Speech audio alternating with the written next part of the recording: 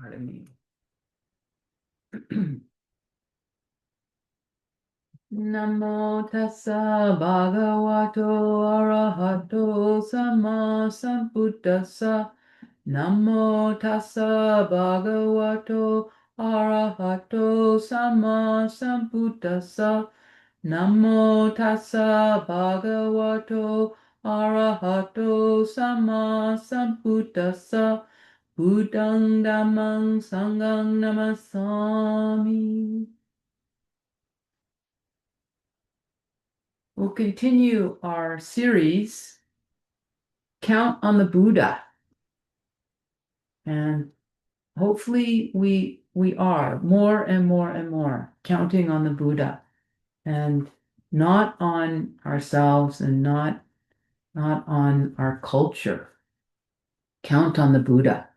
And I began the year drawing from the Numerical Discourses, the Book of Ones, about wisdom. That's what this whole endeavor is about. More and more wisdom, more and more clear seeing. And it's a very long process. There's a mass of ignorance and a mass of delusion that we all have, that we're sort of burrowing through. And one very important tool for growing our wisdom is reflection. And we began this morning chanting the five subjects for frequent recollection, frequent reflection. And this morning, I'm going to draw from sutta in the Book of Threes. And it's Anguttara 339, and it's called Delicate.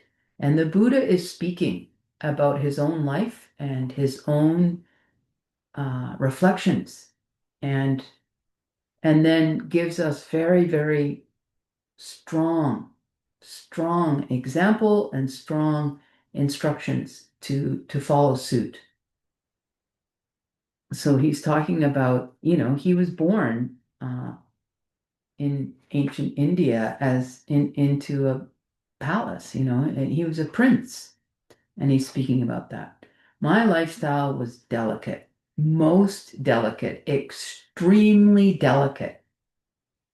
And then he goes on to describe, this amazing clothing that he had, and like everything, we can go to museums and see these, palaces of Spanish kings or whatever, and the paint is gold, like it's that kind of life. I had 3 stilt longhouses, one for the winter, one for the summer, and one for the rainy season, the 3 seasons in India. I stayed in a stilt, okay, this is just like a sampling. I stayed in a stilt longhouse without coming downstairs for the 4 months of the rainy season, where I was entertained by musicians, none of them men. So, I mean, this is like it would be much more overt if it was written nowadays. Amid such prosperity, there's others, and I'm just giving a sampling. Amid such prosperity and such a delicate life, I thought, and he's like in his late 20s at this point, when an unlearned, ordinary person who's liable to grow old, not being exempt from old age, sees someone else who is old, they're horrified, repelled, and disgusted, overlooking the fact that they themselves, they're in the same situation. But since I too am liable to grow old, it would not be appropriate for me to be horrified, embarrassed, and disgusted when I see someone else who's old. Reflecting like this, I gave up the vanity of youth. Like he saw through it. This is how we give things up. We understand them deeply. And then he goes on, same reflection about someone who's sick and about someone who dies. Aging, sickness, and death. There are these 3 vanities. What 3? The vanity of youth, of health, and of life. And then the Sutta goes on and talks about that we get intoxicated And it's literally the word intoxicated, mada in Pali. Intoxicated. We're intoxicated with youth. Look at our culture. We are intoxicated with youth. You can see these people that are movie stars, and they were like huge movie stars when I was young, like the Jane Fondas and the uh I shouldn't name them anyway. And they're like in their late 80s, and they're they're yeah, they're not embracing it. They're fudging, fiddling around with it. Our our culture is so intoxicated with youth. And then Canmore is so intoxicated with health. It's astounding. And we're intoxicated with life. And it's a house of cards, and somewhere deep down inside, the cells of our bodies know it. And hence we end up quite tied up in knots and quite anxious, many of us, because we're on such shaky ground. And the beautiful thing is the Buddha is inviting us to open our eyes, to take a closer look, a more realistic look, and plant ourselves on solid ground where we're not in competition and in resistance with reality.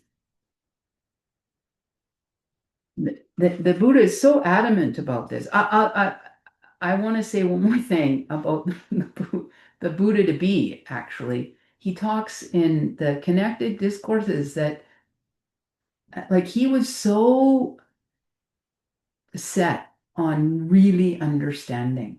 And so he was not, there was not aversion. His reflecting on and looking deeply it was not coming from aversion, which is why it was so effective. It was coming from a desperate thirst for truth. So he talks about, in terms of sensual pleasure, he says he exhausted it. He wanted to understand it. He explored it deeply, deeply, deeply, and basically like came to understand the gratification and experienced it personally.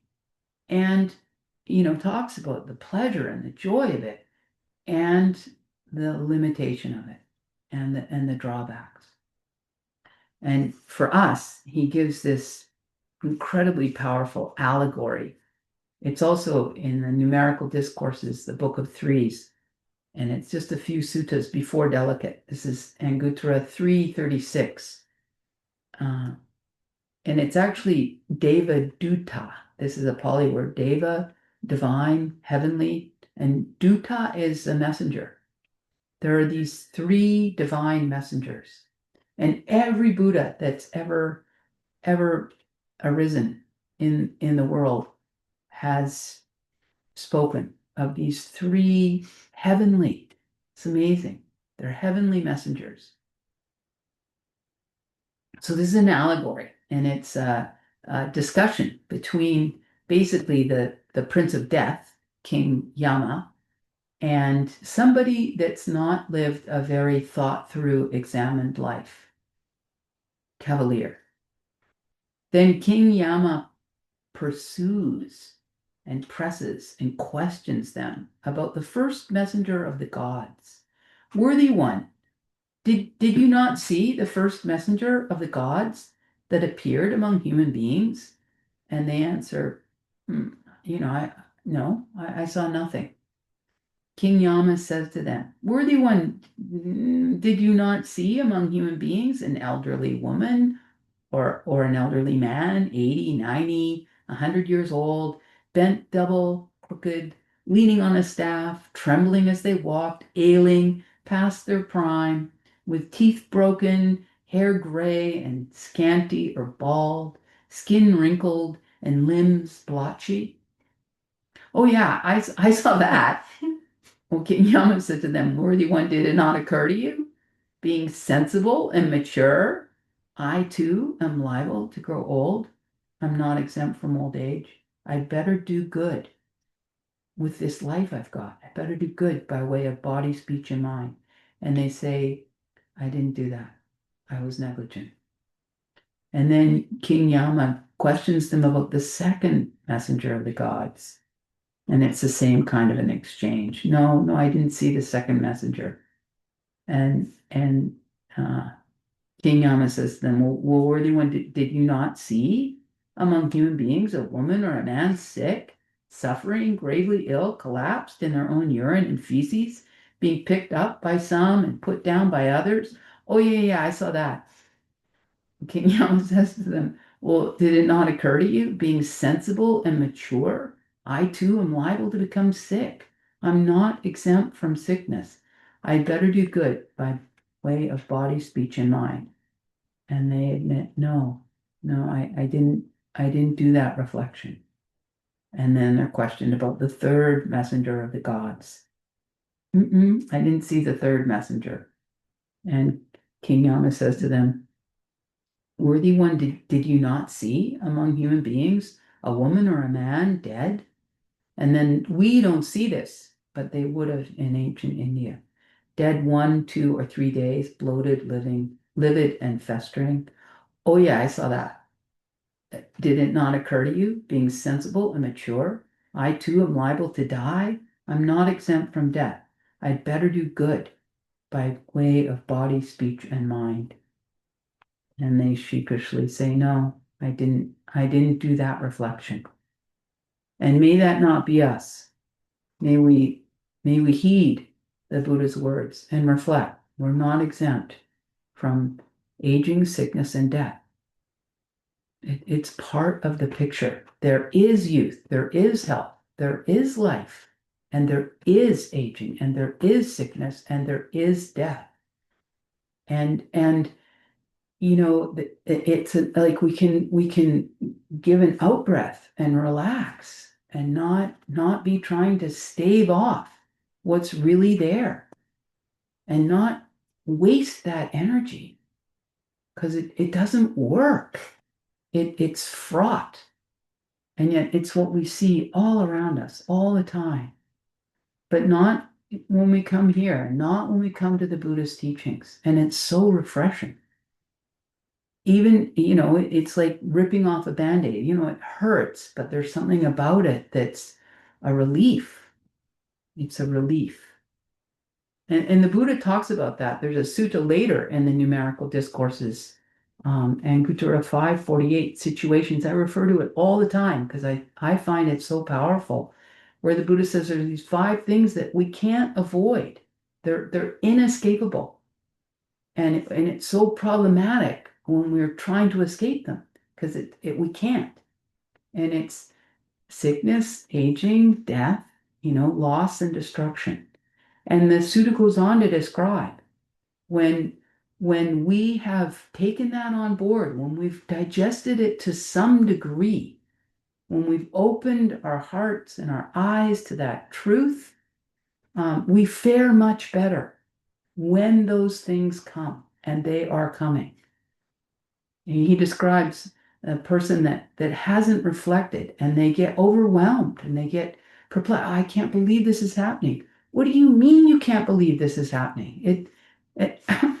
What, you think that you're the one person that's not gonna die? Like, I can't believe that happened. I can't believe they're dead. Well, I mean, that's very uncompassionate, but yeah, I remember I've said this before. I lived in Vancouver, and as a laywoman, but I'd already started practicing, and I was out in the garden one day, and one of my neighbors walked by, and she was in her, definitely like mid-70s, and we have that light in, oh, how are you? Oh, and she tells me how shook up she is, and perplexed, like literally perplexed. And I'm like, oh, and she goes, yeah, my mom just died. And I was thinking, you're and of course I'm like, oh, I'm so sorry, blah blah blah blah blah. Her mom would have been like close to 100 years old. And this woman is blown away, like devastated. And it wasn't like it. I mean, I understand the grief, absolutely. I'm so sad. I will miss her. But the idea of being, flabbergasted by it at her age was noteworthy to me. Like, oh my gosh, we we spend so much energy like acting like this isn't our situation. So in this sutta situations, the Buddha says, when we understand this is universal, this is not personal, nothing's gone wrong. We think something's wrong. It, I've said this before too. Ajahn Brahm talks about, Doc, I'm sick. Something's right. I'm sick. Nothing's gone wrong. It's the nature of things. And it is very, very conducive to peace and wisdom when we get more in line, as much in line as we can manage with the truth of these parts of life. And it doesn't negate and exclude the other parts. They're all, it's a package. It all comes together. And it's interesting, when we close the heart to part of it, it attenuates all of it. And then our heart space is smaller. If we can open to the very difficult parts of life, we're actually opening to the exquisite beauty as well. That we want like just I'll have what she's having. We want just this half. And when we've closed down the heart, we don't get to pick. We're closing it to everything. We're closing it to ourselves. We're closing it to one another. And this beautiful invitation, to count on the Buddha, stand on this solid ground. I will say, I have the privilege of being part of this sutta contemplation. This is something that started during COVID, actually.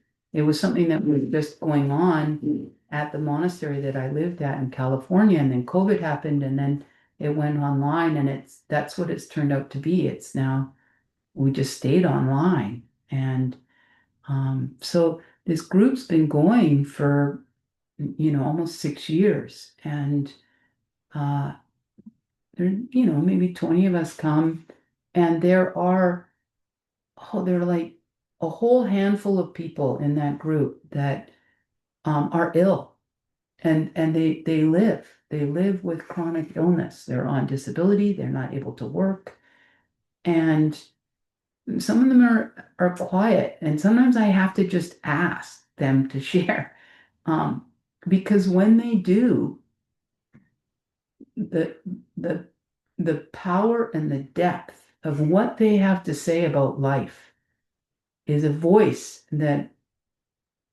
we all are gifted to hear from. They are living closer to these truths, and the grace and the compassion and the understanding that is that friction is producing is astounding, like a pearl in an oyster. And they're much closer to the reality of our fragility, our vulnerability, our dependence, that they've had to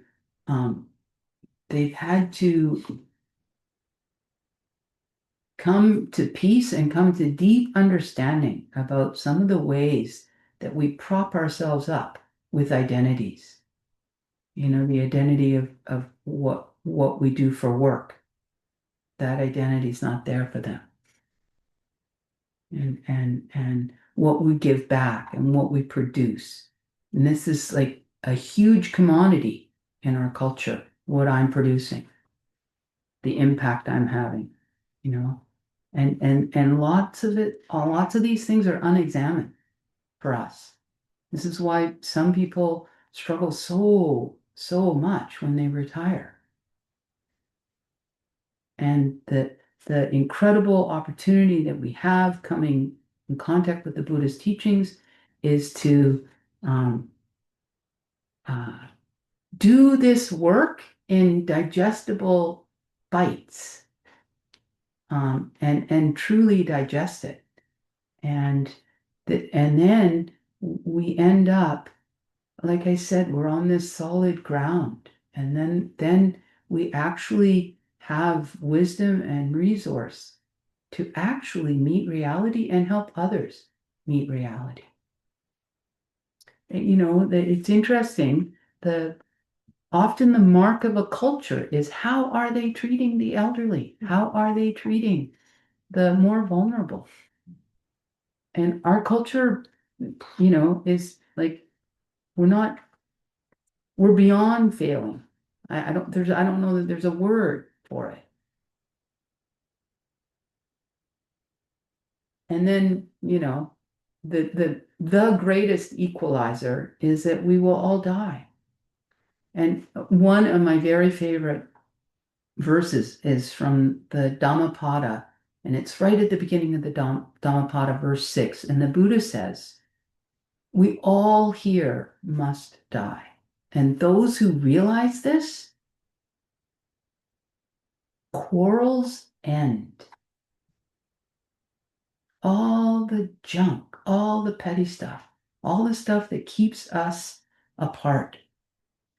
When death is right there and death is in the room, there's this incredible opportunity. Doesn't always happen. Depends on the motivation and the skill level of the people involved. But there is this, incredible curtain being drawn back, and this huge invitation to come onto this stage of um, depth and real connection.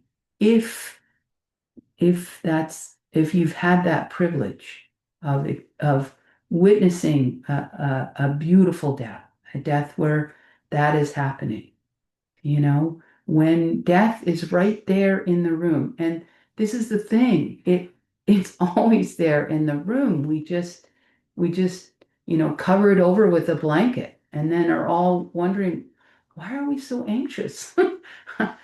um, Death is there, and if we open up to it, it helps us so much. It helps us get our priorities straight. It helps us with some of our deep aspirations. We can stay connected to them because we're not in so much delusion. We all here must die, and for those who realize this, for those that keep touching in on it, quarrels end. We can put down so much of the petty stuff and the self-protection stuff and the and we step into grace. There's a article that Anna Garrick of Virginia gave me a couple of days ago called Dark Dark Wilderness. And it's this journey of this marine biologist, Ava Solistis. And she died about 10 years ago at age 52 from breast cancer. And she's a scientist, so she's all about truth, and she's also a writer, like exquisite. And this piece is so beautiful. And she spent, 26 years, year after year after year on the salmon run, and then just, which is all about death, right? It's just like right there. It's very, very connected. And she talks about her journey and how when she's there and she's, her own death is imminent, it's all connected. And then she returns to city life and returns to the hospital, and she feels so lonely because we are so unversed and we're so unclose, that's probably not the word, I don't know that word, but far away from death.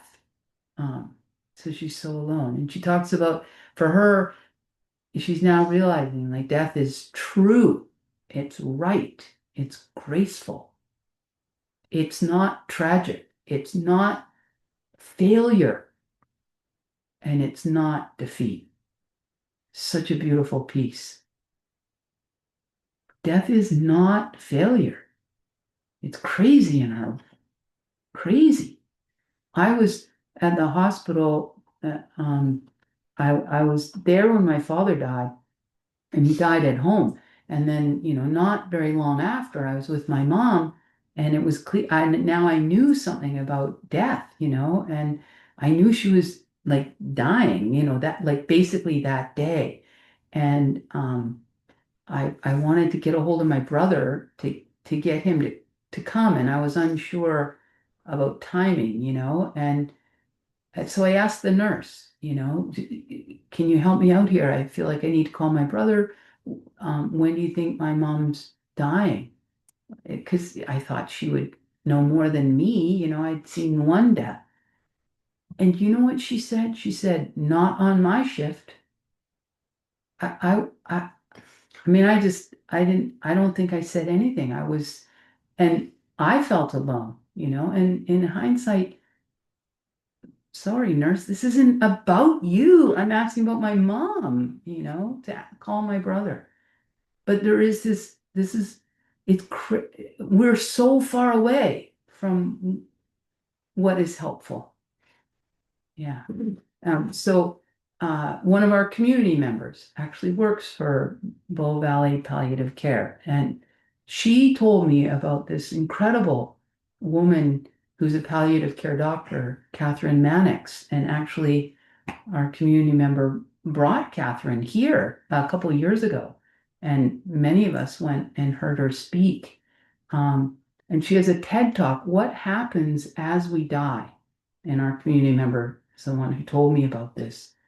And it's incredible. Catherine Mannix, this palliative care doctor, starts the talking about her own grandmother.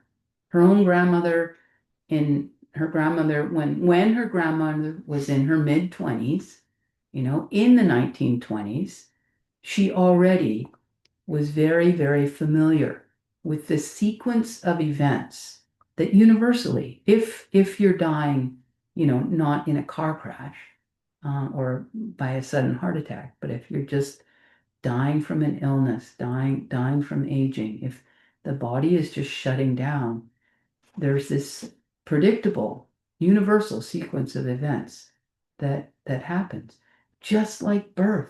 Same. It's a transition, and they're actually, you can even almost see labor pains in a death. But she talks about, here's her grandmother in her mid-20s, knows this. And then she fast forwards to the 1980s when she, Catherine Mannix, the palliative care doctor, is in her mid-20s. And she says she knows none of this, even though she's gone to medical school. And then it's powerful. She reflects on why. And it's because back in the 1920s, there was not much point in going to the hospital when you're at the end of your life. There wasn't much that could be done. And then medicine, all of these advances, organ transplants and antibiotics, et cetera, et cetera, et cetera. But the sadness in it is that we've lost this very important information and knowledge, personal, and that we're separated from death, and that death has now become this medical event and a failure when it happens, which it's not. It's a deeply personal event, and it's a success. There's a woman that I know was in hospice for 99 days. This woman was a deep, deep practitioner, and it just ended up, maybe because of her ease and her grace and her peace. Her death was so protracted, so slow. living in hospice for 99 days. And so everyone came and died, under her watch.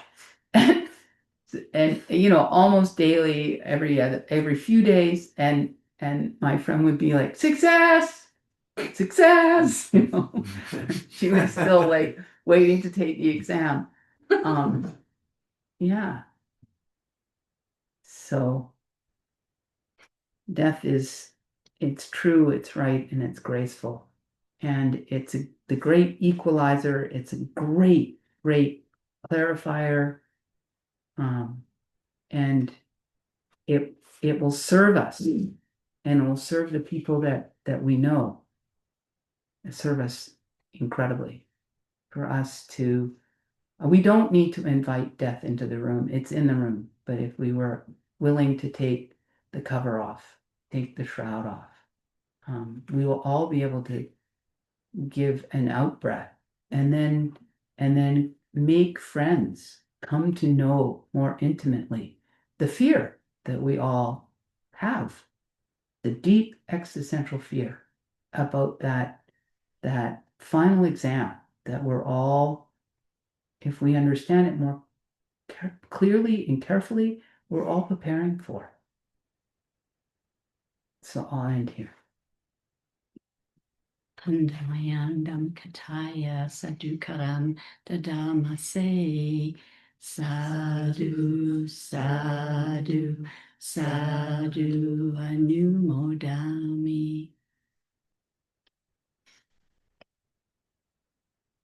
So the